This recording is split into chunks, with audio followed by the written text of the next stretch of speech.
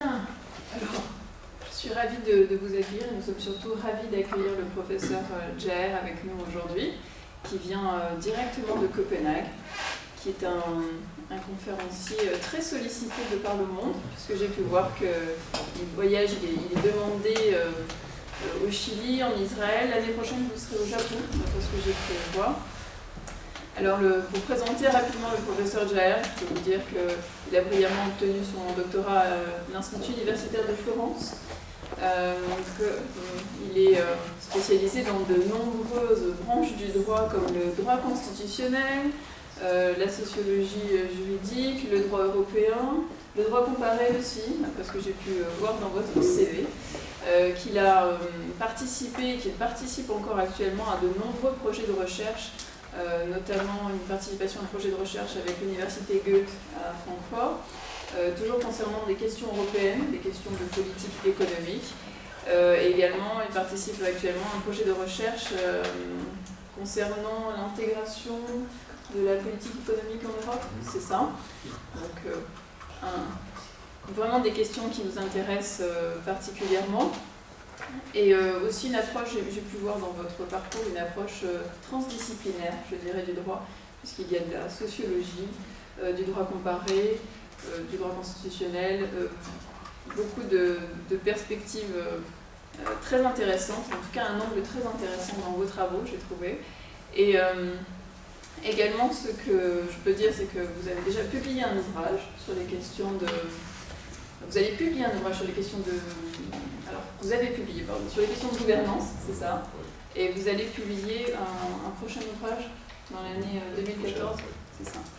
Donc nous sommes vraiment ravis de l'accueillir. Il va nous parler aujourd'hui de Habermas et Luhmann, notamment du débat, de la controverse entre ces deux théoriciens. Habermas est peut-être plus connu en France, Luhmann l'est moins, ou l'est à travers les travaux d'Habermas, les références qu'Habermas fait aux travaux de Luhmann. C'est peut-être un penseur que l'on étudie un petit peu plus en France depuis une dizaine d'années, mais nous sommes ravis d'accueillir un spécialiste qui va pouvoir nous parler de manière concrète, claire et approfondie de ce théoricien. Habermas et Luhmann sont des sociologues, non pas des juristes, mais des sociologues, ce qui est une approche intéressante pour nous, juristes. Vous connaissez probablement les deux théories les plus importantes de ces penseurs, je pense l'agir communicationnel pour Habermas et la théorie des systèmes sociaux pour Luhmann. Voilà. Donc, il y a une controverse qui prend racine dans le contexte des années 70 par un échange d'articles entre ces deux penseurs. Ce que va nous expliquer le professeur Jaer, c'est qu'il y a plus de points de convergence finalement que de points de divergence. Alors, je suis très intéressée parce que personnellement, n'ayant pas une très grande connaissance de ces deux penseurs, je vois surtout les points de divergence. Donc je suis très intéressée d'écouter le professeur Jaer. Merci d'être venu. Merci beaucoup. Merci pour le mot très gentil. C'est un grand plaisir d'être ici. Je parle un peu de français, mais pas vraiment beaucoup, et pas vraiment avec l'élégance et les précisions nécessaires pour faire un discours académique en français. Et pour ça, je veux continuer en anglais. Le danois, c'est possible aussi, mais je pense, ou allemand, mais je pense allemand c'est mieux pour tout le monde. Désolé. Prochaine fois en français, j'espère, mais je ne lis pas. Bon, thank you very much for the invitation. Today, we are going to talk a bit about the Habermas-Luhmann debate in the context of legal theory. And now we just heard they are actually sociologists. It's not quite true, because Luhmann was actually a lawyer, and he was educated as a lawyer. And that's something which is very important, which we'll come back to later on. But as we also heard in the wonderful introduction, Luhmann is probably not very known in France. And first of all, there's very few translations, but also I think most French people think he's a bit strange. He's kind of an exotic, kind of, or difficult thinker, which is not really having a mainstream presence in France. Whereas Habermas, I suppose you all know who Habermas is, or at least maybe you're not experts, but at least you have an idea about what Habermas is about, so to say. So therefore, I would start out with a bit of introduction. First of all, a bit of context about the debate between the two, Habermas and Luhmann, which was a debate which ran for 30 years, from the 70s, 80s and 90s. And something, but just very briefly, on the biographical background of the two, because I think that's very illuminating about why they have the differences that they have. Just very briefly. And then also something about their main theoretical points and objectives, which is, of course, a very difficult task, because they have both produced very large work. So it's going to be a very selective kind of introduction, of brief points. And then we're going to go to what is actually the point of today, namely how they try to develop both general social theories, but also legal theories, and especially here the concept of time, which is quite essential for both of them. And the thesis in the paper, the article which was distributed, is in fact that the difference between the two is very much a difference in their understanding of time, which means that when they work with social theory and when they develop legal theories, they explicitly develop theories of time. So we're going to circulate around this concept of time quite a lot. And then we are going to come to what is the real point for lawyers, so to say, namely, how do they see the function of law, and with that, politics and morality, or the other way around, how do you see the objective of morality, politics and law. And here Luhmann would probably be focusing on the function of law, whereas Luhmann would more be, Habermas would be focusing on more of the, should we say, the normative objective, so to say. And that's one of the tensions you will find. And finally, something on the move in Habermas's work from discourse ethics to discourse theory, because that's where you really see the big transformation taking place in the 1980s and 90s, and where he really kind of, we'll come back to that, but where he basically adopts most of Luhmann's position in the very end. So now I kind of indicated what's going to be the conclusion of the seminar as well. And that's the conclusion, namely an understanding of law as a way of handling what you call the openness of the future. And I think that's an element which both of them shares. Anyway, this is the background, and what I'm gonna try to speak about today, so you have more or less an idea what is gonna happen. If you start a bit just with the debate, then it started with this book, which is probably the most important book written in Germany in the last 40 years, at least within social theory and legal theory. It is called in German Theorie der Gesellschaft oder Sozialtechnologie, was leistet die Systemforschung. A very beautiful German title. It is a bit difficult to translate it in a nice sense, but if you translate it, it would probably be something as theory of society or social technology. What is the potential of systems research?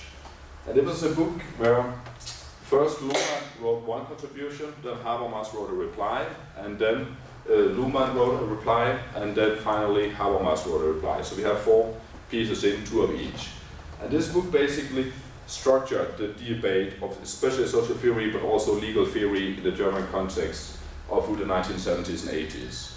And you have to imagine this would be like a common book in a French context of, I don't know, Bourdieu or Foucault, for example, or Bourdieu and Derrida, or something like that. It's like really, if you take the two of the biggest guys in the context, so to say, and they write a book together about their own agreements and disagreements, so to say. So this book very much structured the debate in Germany for a long, long period. And essentially the theme they're circling around in the book is whether you can see what we call a break with the German idealist tradition, and behind that also with the ideals of enlightenment. Because Habermas essentially would argue or would seek to revitalize or redevelop, reframe the classical German philosophical tradition from Kant, Hegel to Husserl, and bring it into a post-metaphysical stage and make it fit for the late 20th century. Luhmann, on the other hand, basically claims that this tradition has come to an end, and we have to start from all over. We have to start from scratch and develop a new theory. So this is kind of the first starting point in the book.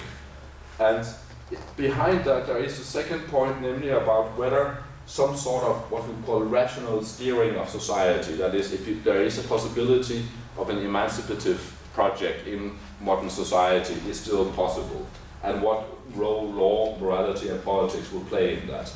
And that's of course the Habermasian project, whereas Luhmann emphasizes what we call a society which cannot be steered, or which has limitations of steering, and which is basically unfolding in what he calls blind evolution. That is, that we are not in control. That's basically the point of Luhmann.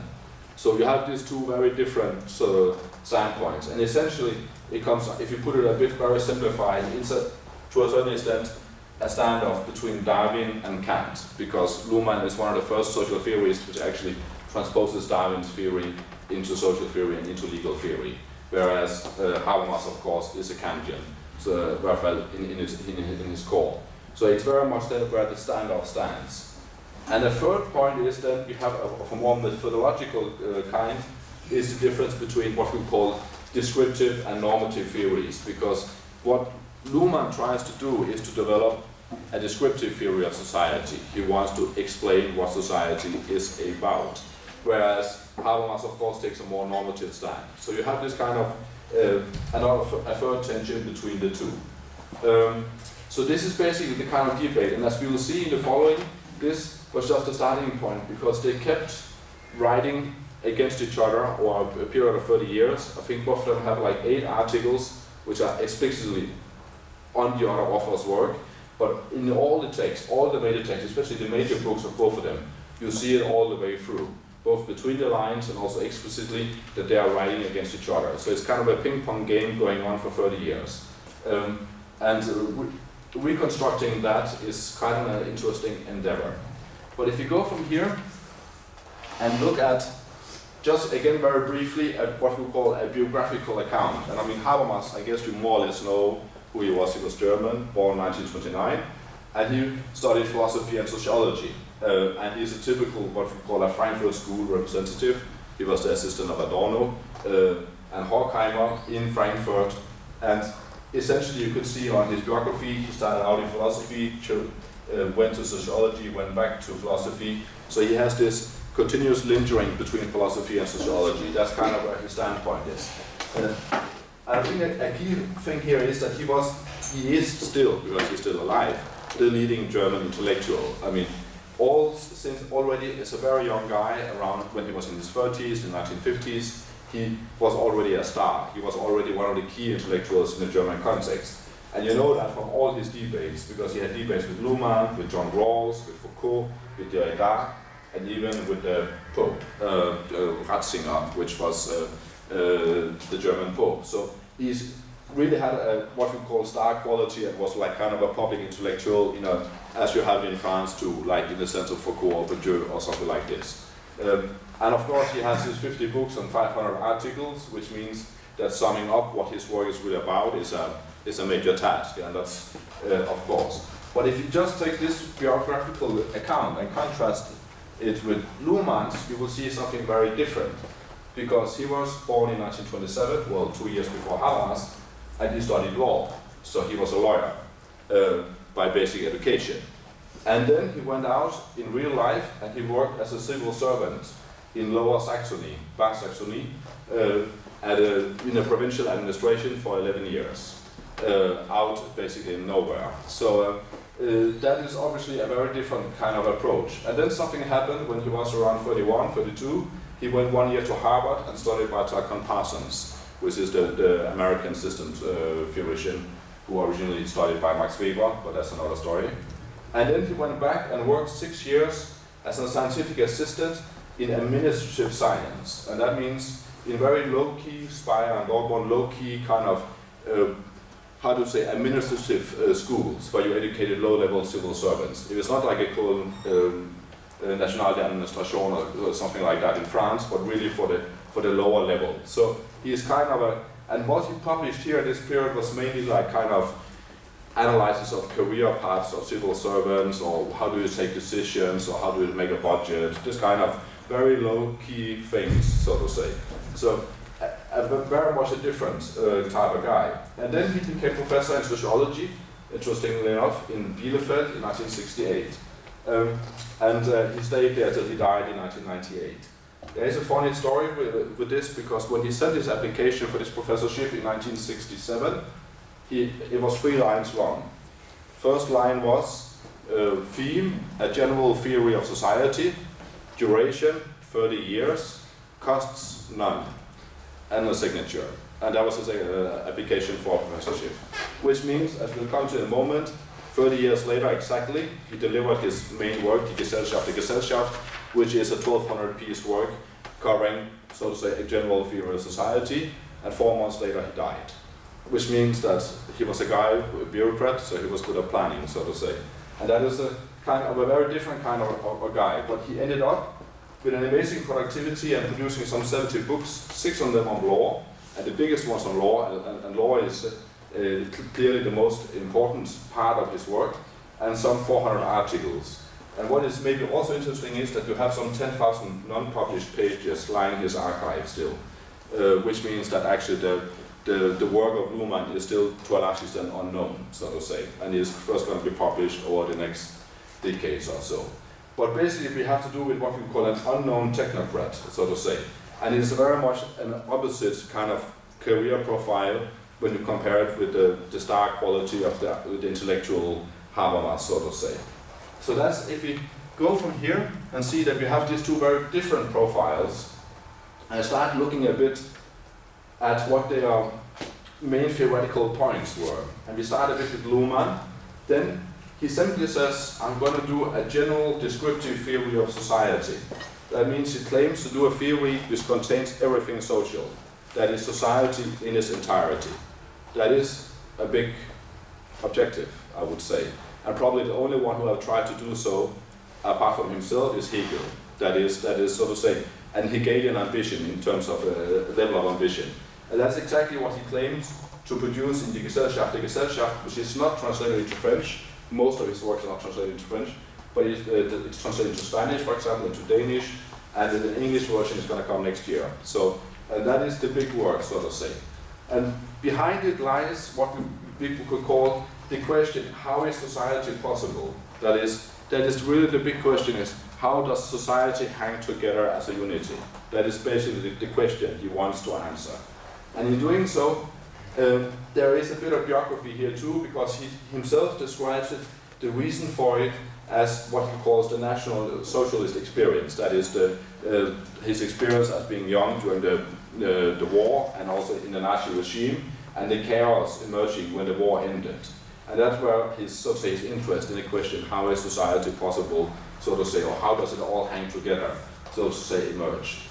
And what he does is then, when he says, I want to describe everything social, and he does that both in terms of a theory, but also empirically.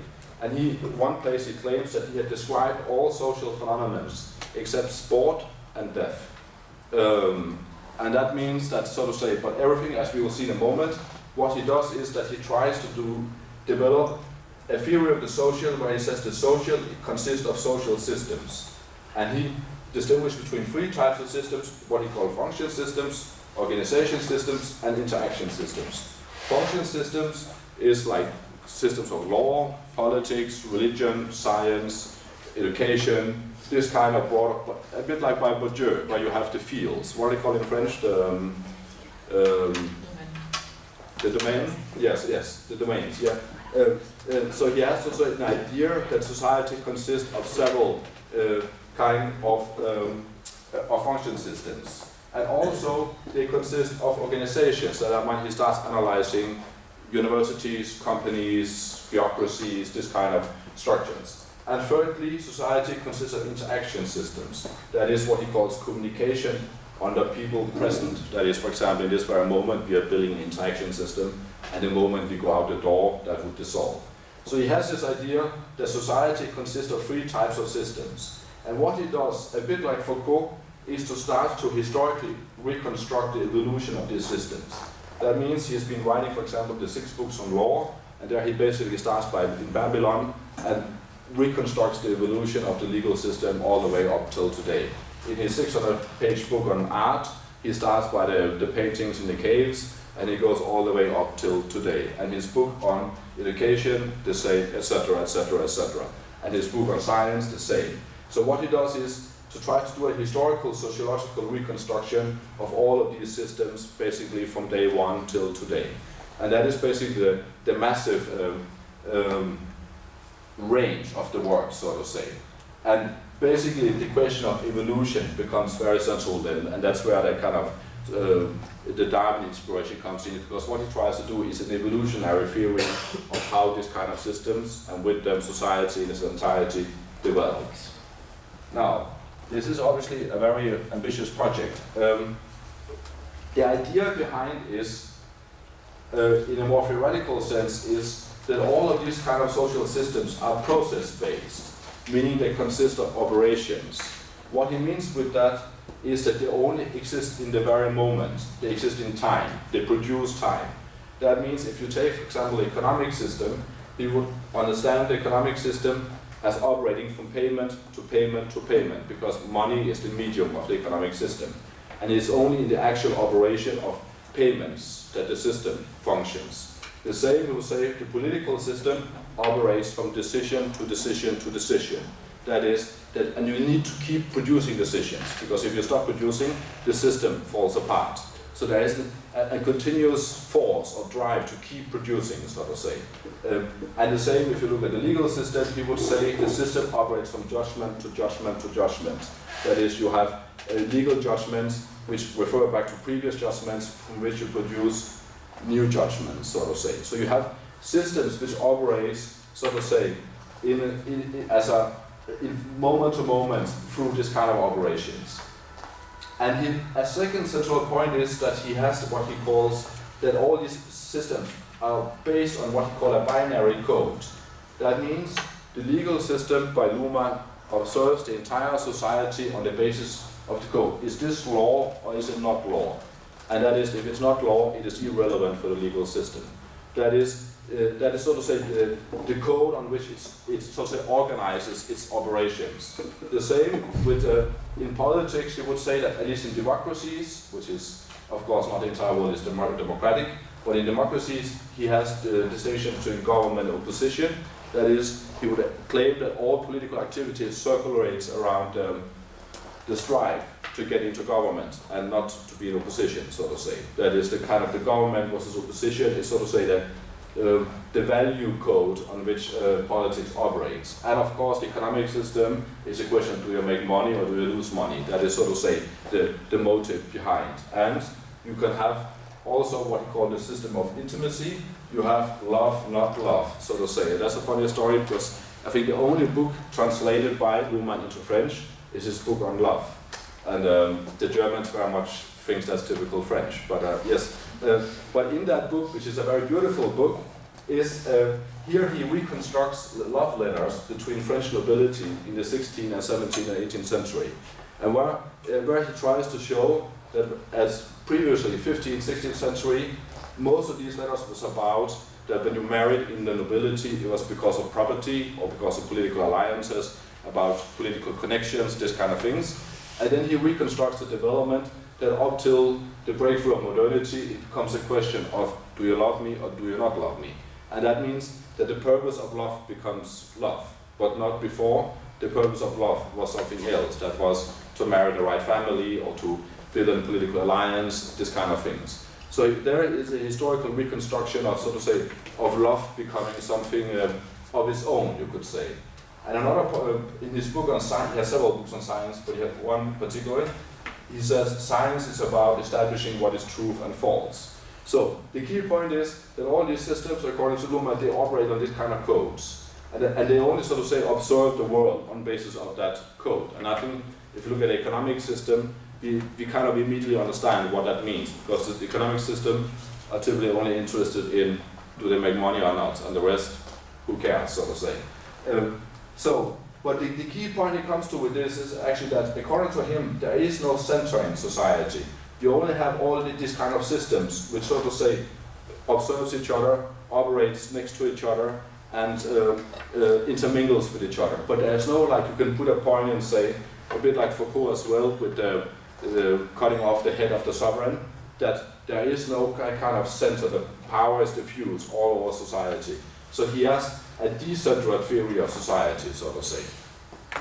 And a last radical approach, which might be a bit difficult to understand if it's first time that one encounters Luhmann, is that he has the thesis that humans do not exist in society. And what it means with that is that it says that these systems, they consist of communication. And that means they are, so to say, independent autonomous systems, which obviously rely on humans to carry out their options, but he introduces a distinction between what he called humans and human thought, like internally, and social communication. And that's essentially based on Husserl and Husserl's phenomenology, and he splits the two, so to say, and say that also humans are external to society. And that's of course something which was, when he did that, he made this claim in a television program, by the way, when there was some journalist tried to ask him, so what is your theory about? And says, my first thesis is, there is no humans in society. And it's probably a bit difficult to convey such a message in a television program. But obviously that steered a huge debate and was very controversial, and he was, in that sense, also seen as a provocateur. But the key point, what we come back to, is especially if you look at this kind of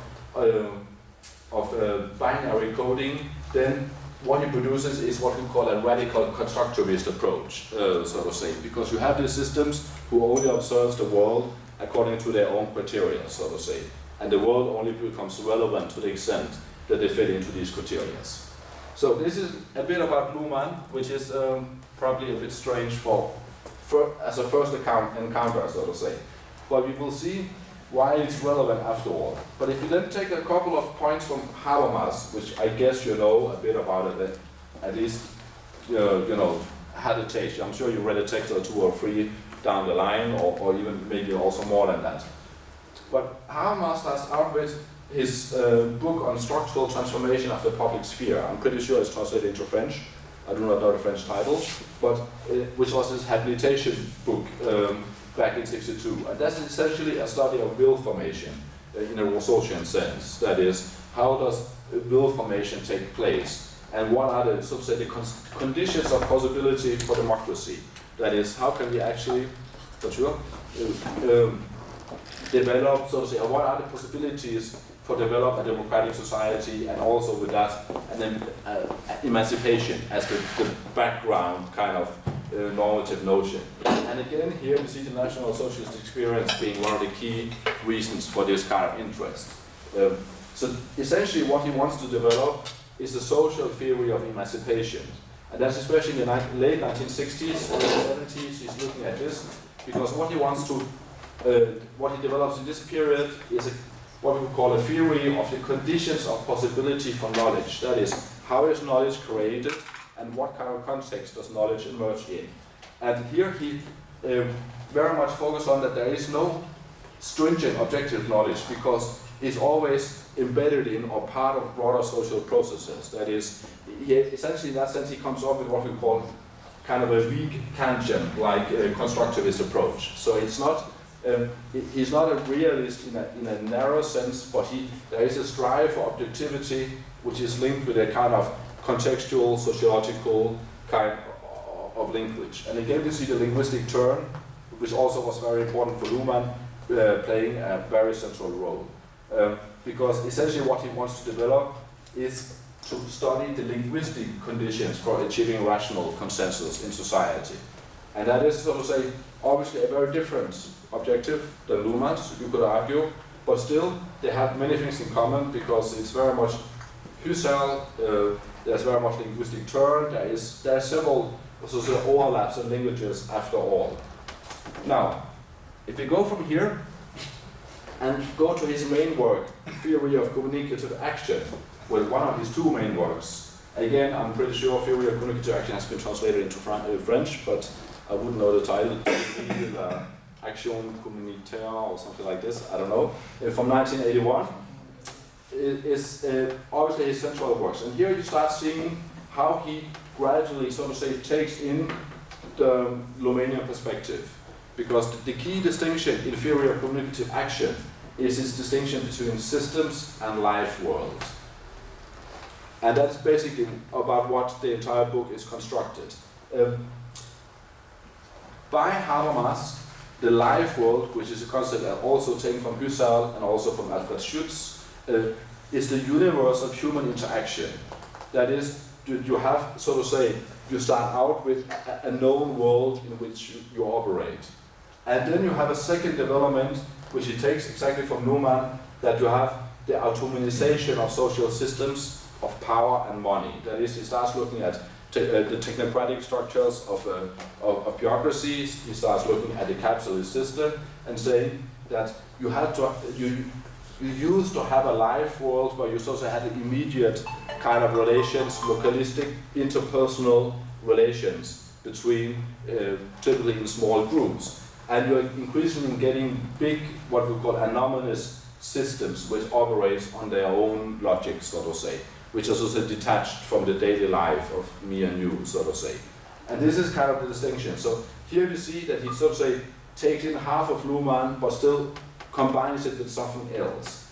And here his point is that what we call the pathology of modernity, that is the wrong developments, so to say, from a normative perspective, the crisis developments of modernity, are exactly linked to this kind of autonomization of social systems. Because it's when they break out of the life world that you get what he called pathological developments, so to say.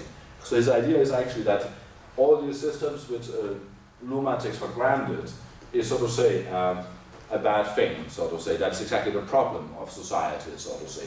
That is the key point. And again, this kind of autonomization leads to what he calls a reduction in steering capacity. That is, it becomes increasingly difficult to control, to govern, to plan this kind of systems and how they're supposed to develop. And that's very much the key point of Luhmann, as we saw in the very beginning. But it essentially comes down to that the crisis of society is a question of this kind of autonomization of social systems. Obviously then he tries to develop, and that's what we're going to go to in a minute, is to develop a legal theory and a moral theory about, and a political theory about how you can reintegrate these systems and the life world in a manner through democracy and law, so to say, in a manner which, so to say, enables a continuation of an emancipative normative project. That is, so to say, the key point in theory of communicative action. It's a 1,200-page book, so this is a 5 minutes summary of, and in that sense, a bit simplified, you could say. What is interesting in terms of the debate between Luhmann and Habermas is that, especially in the 1980s, but actually from the very beginning, is that the difference between them boils down to a difference in the understanding of time, in the concept of time, which they rely on in their theories. Because the life world in which humans operate, according to Habermas, is a universe of pre-existing knowledge. That is, the point of it is that in the life world, you go out and you meet the world with a knowledge about how the world is. There is also an immediate understanding of the world you operate in, so to say. That is, you move through the world in what he calls in an already known fashion. That is, you actually know what is going to happen because you've seen it before, it's part of your daily routine, it's part of your narrow relations with your family, etc., this kind of things. That is, there is what we call an immediateness of knowledge. That is, there is the knowledge of the world you encounter is, so to say, you do not have to reflect. You already know in the very moment you stand there because you know the context, you know the history, you know the background, you know the people, you know the full thing. And that is exactly this kind of basis in the life world, which he understands as a resource of action. That is, it provides you with a possibility of instant understanding, so to say, of the world. And it's exactly this kind of instant understanding of the world which is being undermined through the decoupling of life world and systems, because you suddenly encounter anomalous systems which you do not have any relation to, or you, for example, through globalization, use events taking place far away from your own life and from your own personal routine suddenly inflicts on you in a manner that you would not have done, etc., etc. That is, that you are, so to say, being steered or controlled or influenced by events which is outside your own personal, so to say, universe, so to say.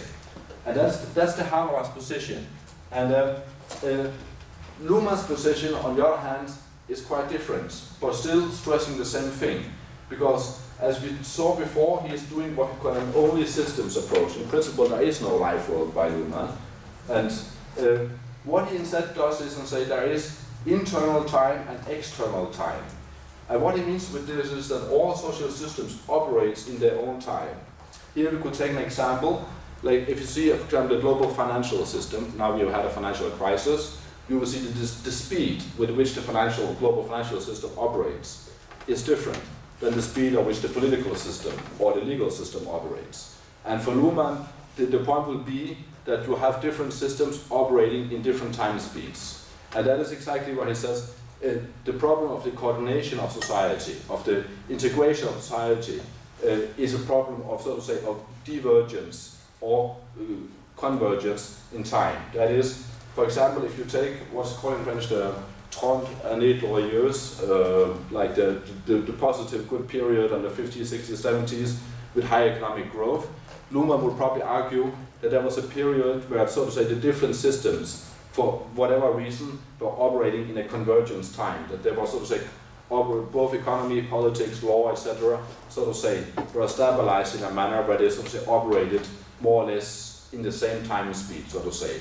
And that was the reasons why it, so to say, was such a positive period.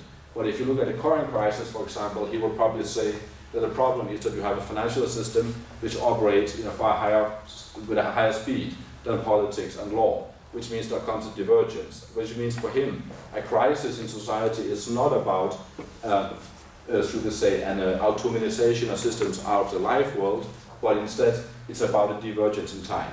And that you have several systems which are operating non-coordinated in different speeds as the key element of an understanding of society and crisis in society. And there he adds this, let's say, what he calls boundary crossing, which is something he has from Derrida, is a time-consuming operation. That means exactly when we, for example, try to look at, again an example, the political system trying to control, steer, regulate the financial system. Every time they sort of say the political system seeks to react on a development in the financial system, it takes time for it to happen. And I don't know if you are, those who are into economic theory would say that if you have the standoff between monetarists and Keynesians, then the monetarist argument is exactly that Keynesianism doesn't work because Keynesianism always react on economic developments which have already taken place. They're already one step behind, so to say. So the monetarist logic would be that you cannot really make state intervention in the economy because the political system does not have the capacity to react on what happens in the future, but only on already past events. And by the time they do so, the economy has already moved on to somewhere else. And that's exactly the same kind of logic you find by Luhmann, where he says there is a very reduced capacity of steering or of influencing, because whenever a system do something in order to influence another system, that system has already moved on to somewhere else already, which means that there is actually quite a limitation of steering. But the point is this, it comes down to that in the Habermasian version, you have this immediate, at least ideally in the life world, this immediateness of time. And that, so to say, allows for objective knowledge, it allows for a common understanding, it allows for consensus, it allows for political coordination. Whereas Luhmann would say, no, you have this developments of integration or disintegration taking place in society, and it's all about a divergence or a convergence of time structures. So basically, both theories circulate around this notion of time as the key element in their theories. And then the interesting thing is, which is a bit of an addendum, we could say, is that actually Luhmann himself also introduces a very important concept of repetition, which he takes from Kierkegaard and Deleuze, which means, as you could see, Luhmann, which is surprising that he is not very known in France because he's actually very much inspired by French theory. It's all Deleuze, Foucault, Derrida, etc., etc. But what he does is he introduces a concept of repetition, because what he will say is, okay, there is this divergence in time, there is no life world, but then again there is routines, there's practices, there's legal procedures, this kind of things. And what are they? All these kind of phenomena are all about repetition. That is, you usually, if you, for example, work in a public administration, 90% of the decisions you take are pretty simple because you have been taking the same decisions before, which means, you know, you can go around with things because you're repeating something you have already done. And that's kind of there where the hope for society comes in by Luhmann, because it says there is always a possibility to go back to something you have done before. That is, you have a memory of previous operations, so to say. And that is basically, so instead of the concept of live world, then he actually introduces this concept of repetition. And with the repetition concept, he comes very close to the Habermasian concept of the immediateness of the world. Because again, there you have a kind of operations which you do not really produce or takes time, because you already know what to do in the instant moment, because you have been doing it before.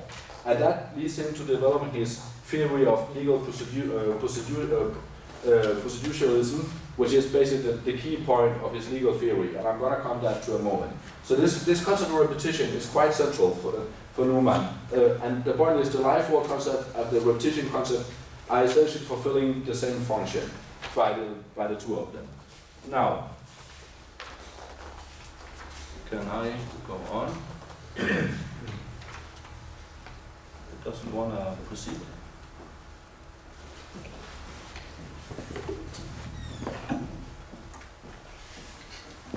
Then we have some more. Yeah. So this is basically the distinction. Voila. Merci beaucoup.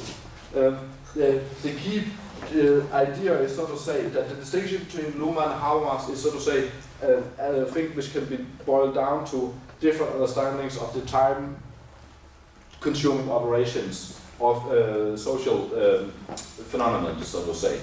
And if we go from here to the question of the function, which is a Luhmann term, or the objective, which is a Habermas term, of morality, politics, and law, then we get to this, which is maybe of real direct interest for lawyers in this context. But I wanted to build it up a bit stage by stage to understand why it comes to this. And here we see that both of them understands law as the central framework, the central structure in handling societal crises. That is, law is the structure which is, so to say, supposed to stabilize society in a manner which means that you do not end up in a crisis situation.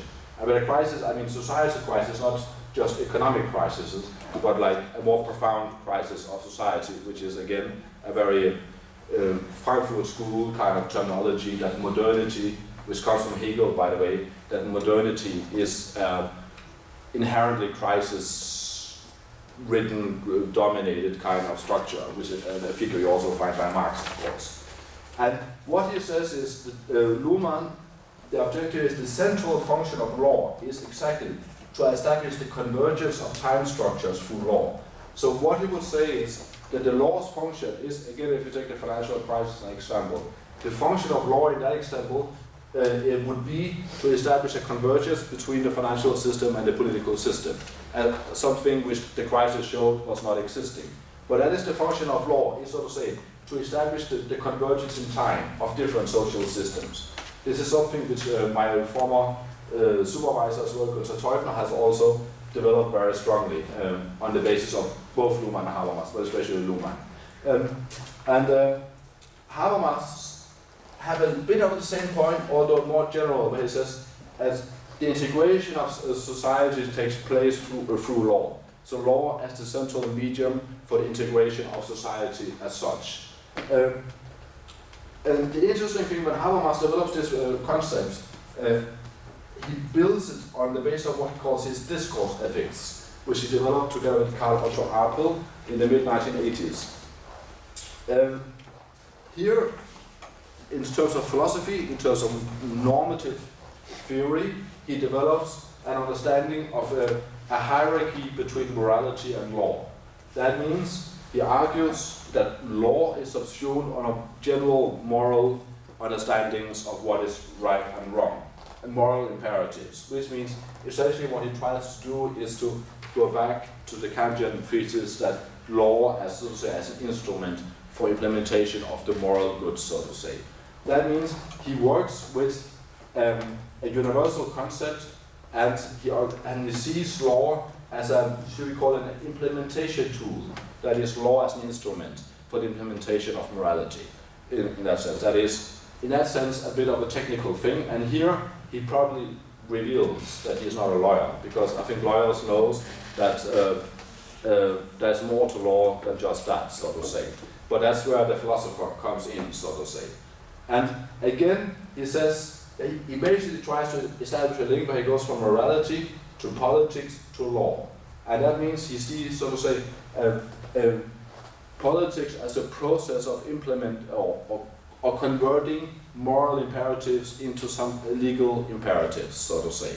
And the politics is, so to say, the dimension in the middle who develops this kind of operation.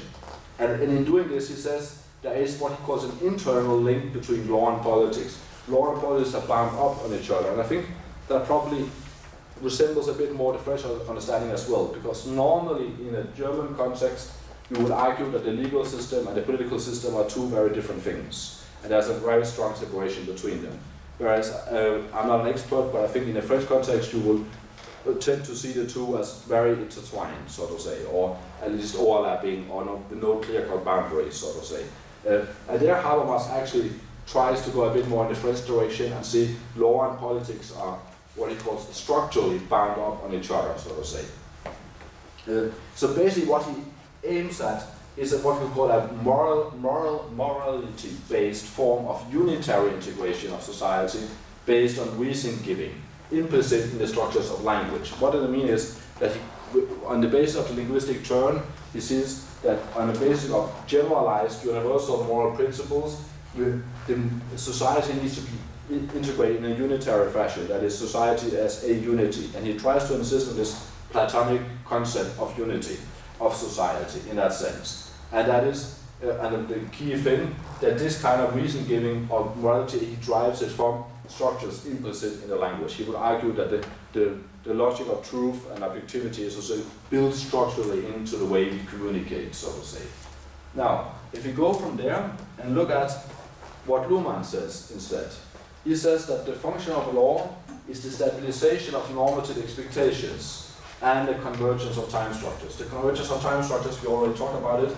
And what he says is the second function, the stabilization of normative expectations. His key point here is this: law is, so to say, a stabilizing structure because law upholds normative expectations even in case of their disappointment.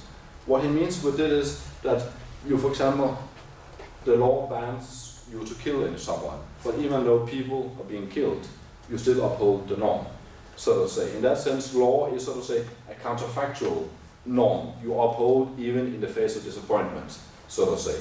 And that is the function of law, so to say. And nothing more than that. And he then develops, which is a legal positivist approach, which is his sociological theory of law, is a positivist. He's a legal positivist, there's no question about it, and says that this kind of upholding of normative expectations and convergence of time structures is something which happens detached from morality and politics. That is, we are talking about different systems. And there is no fundamental moral infusion into the legal system. It's a system which operates on its own premises.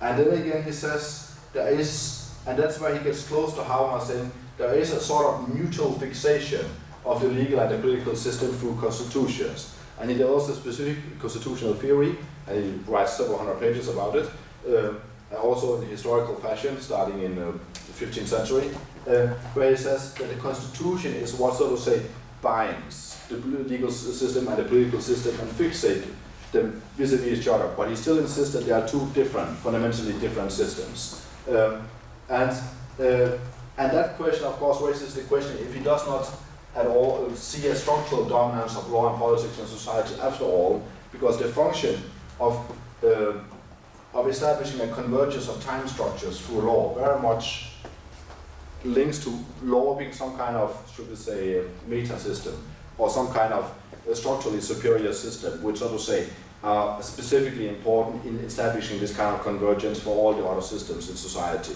So even though in principle will say that all of these systems he describes are, so to say, ahierarchical, in the sense that there is no system which is more dominant than others or in control, then if he had to choose one system, he would probably say the legal system is the one which is really having the most structurally important dimension in society.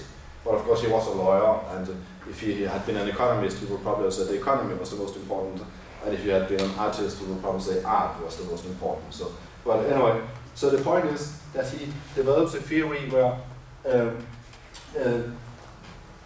the convergence of time structures through law and the upholding of normative expectations is central. And now we come to the really interesting part, because already in his book Legitimation durch Verfahren from 1969, that is very early on in his career, Legitimation durch Verfahren, it's a bit difficult to translate, but if you do it, we will say legitimacy through procedure. That is, there he develops a theory of proceduralism, that he says that law is only about procedures, it's not about substance. That is, it's a purely procedural operation. Essentially, it boils down to a concept of a specific way through which the law approaches the world. That is, procedures is a way you go out in the future. That is, based on previous experience, you develop a framework which enables you, so to say, to handle the future or to approach the future, so to say. So we very much have this time element again. And we are back to the repetition aspect, because procedures are based on repetition, so to say. And there he develops this interesting sociological theory of law and of legal procedures, and says procedures, legal procedures fulfill three specific functions. First of all, the handling of contingency through the reduction of complexity by limiting the options of possible decisions. What he means with this is that the future is always contingent. Everything coming out there is unknown. You do not know what's going to happen. So you need to reduce contingency, so to say. You need to stabilize what you are going to meet, so to say. And that's what they do, because a procedure automatically limits what are the relevant themes, what are the relevant time frames, what are the relevant actors, what are the relevant etc., which you take into account. So a procedure, a legal procedure, so to say, reduces complexity. And that's the key point of his here. The second thing is that a procedure constructs specific social roles. That is, a procedure constructs roles about who has, so to say, who are relevant for this case. That is, someone has been hurt, someone has been hurting someone, etc. There is always, it so to say constructs the relevant legal actors, which is part of the procedure. And that means he would argue that we're actually not dealing with humans in this kind of procedures. What is the procedure only refer to the social role. And the humans, if they want to be part of this, they would have to take that specific role, which are part of the procedure, so to say. And that's a little fine distinction.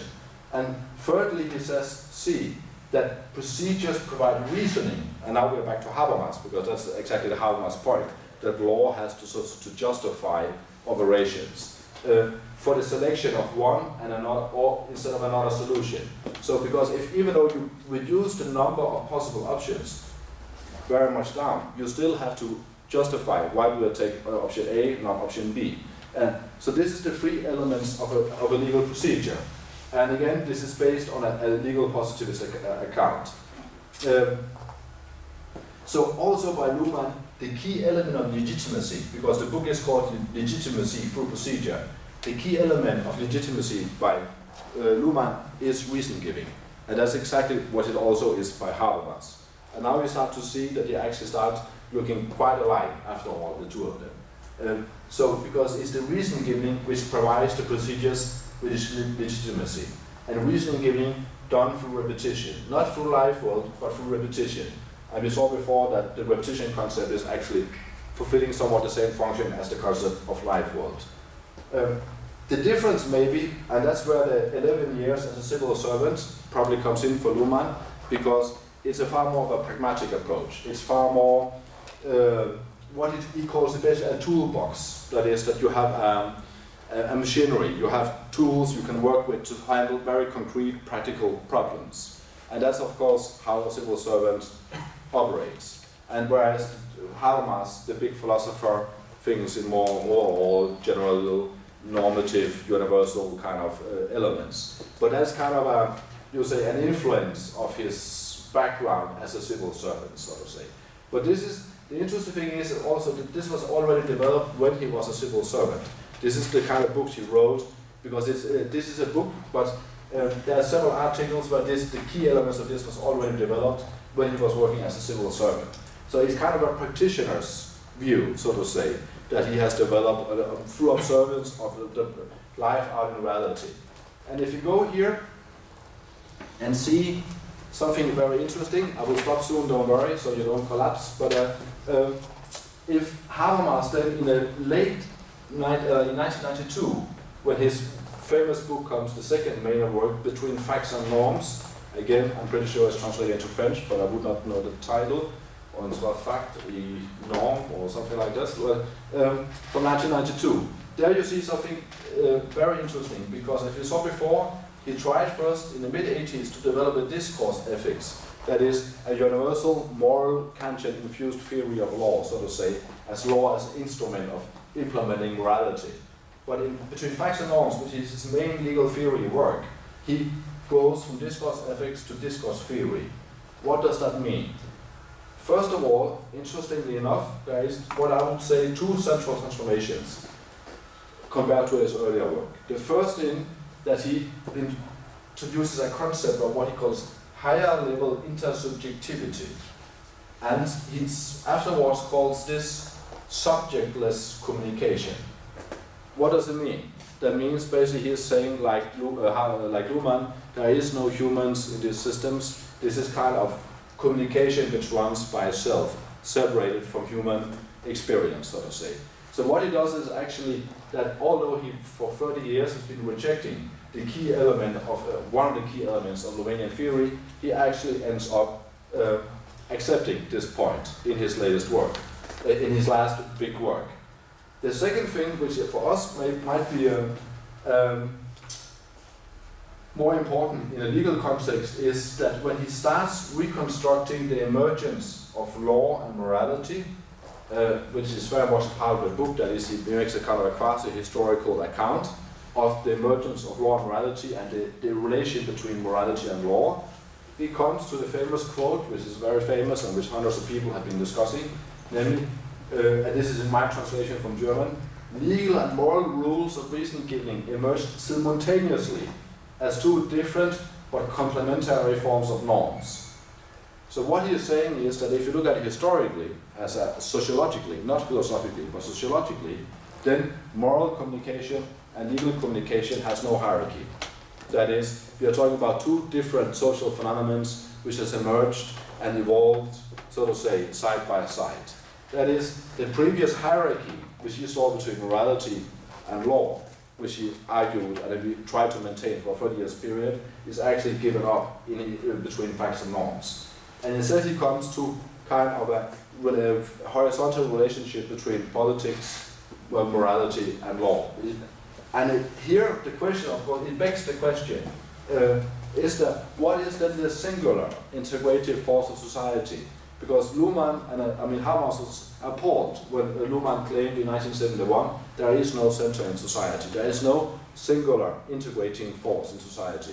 And Habermas was of course against that. But if there is no hierarchy between law and morality, then you have to ask what is then the singular force of society. And the question is actually, if you take Habermas seriously here, he adopts the Luhmannian position and say there is no singular integrative force in society. There are several, and the interplay between them is very important, but there's no like one single integrative force in a more modern society. And that leads, as a bit of an upshot, to Luhmann's understanding of morality, because it very much ends up looking like what Luhmann understands as morality, because Luhmann argues in his text on morality, he has several texts on morality, the concept of morality, where he says, sociologically speaking, morality serves as a moral communication, serves as a form of alarm function. That means morality or moral communication emerges when the borders between functional systems are blurred or there is overlapping. What he means with that is, and he has plenty of cases, it's, for example, we can take doping, that is, when medical rationality, that is medical products, doctors, all these things, enters into sport, then you have typically moral communication emerging. We can also take an issue like prostitution, for example. France has just passed a law, I think, on prostitution, where it says money enters the area of intimacy. And that's where moral communication, as a reaction against that, emerges, so to say. Or you have evangelism, for example. That is when, for example, religious beliefs are transferred into the school system. Then you will see a moral reaction against it. So his point will be that morality's function in society is, so to say, it emerges, so to say, as an alarm function when you see this kind of blurring of boundaries between different social systems. And that is a far more limited, non-hierarchical understanding of what morality is about in modern society. That is a quasi-postmodern kind of understanding maybe of morality, because you're not talking about kind of a hierarchical imposure of a different specific order, so to say, but instead we are seeing that morality emerges when you have this kind of blurred boundaries. And of course, for lawyers, this kind of overlaps are always tricky, because you have what we call gray zones of regulation. It's always there, the lawyers have difficulties in actually coming up with an answer, so to say, because you have this kind of overlaps which you cannot really handle, and you just try to model along, so to say. And that's where maybe morality steps in as a substitution for the lack of the possibility of proper legal regulation, so to say. And that's kind of very much the Luhmann position. And I think in practice, Habermas ends up with something which is pretty much similar. Now, I've been speaking for an hour almost, so to conclude, we can conclude in two different ways. The first one is in terms of content and the more biographical part. If you see what actually comes out of these theories, and what comes out both of Habermas and Luhmann, and the 30-year debate between them, is that law's function becomes very much about handling contingency. That is, to uphold normative expectations vis-a-vis an unknown future. It's always about, so to say, law as an instrument of approaching an unknown future. It's a way of stabilizing expectations so you can go out and meet an unknown future. The second part is what we call the form of law. And here, essentially, legal procedures becomes the formal, Luhmann calls it the formula of contingency. That is, legal procedures become a form through which you transfer or you transform what we call fluid or undecided or unclear or gray social phenomena into something more robust, secure, something you can handle.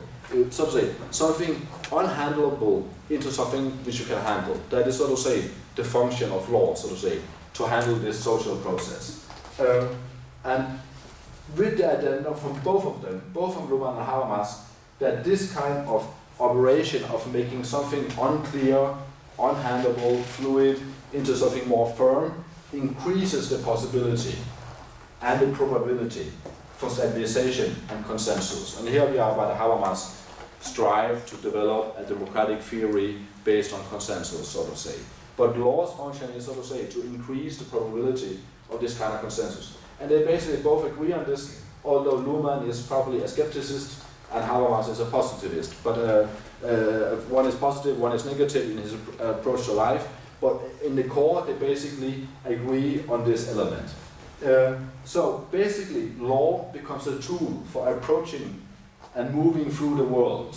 That is like a way for society, so to say, to operate in a way and to meet its future in the face of contingency and uncertainty. And that's exactly the kind of contingency and uncertainty I think both of them experienced in 1945 and the years around there. So we have clearly the childhood experience, so to say, as this kind of trauma of contingency and uncertainty, which is the key thing. So this is the content conclusion, but we can also, of course, ask who won, like the debate, so to say. I mean, my conclusion would be that Habermas starts out with basically rejecting the entire Luhmannian work, and then in Theory of Collective Action, 1981, he takes over at least half of the theory, and between Facts and Norms, 1992, he takes over 90% of Luhmann's position, which means Habermas's theory is today essentially being swallowed by the Luhmannian position and or adopted. So the funny thing is, of course, that everyone knows Habermas, but no one knows Luhmann.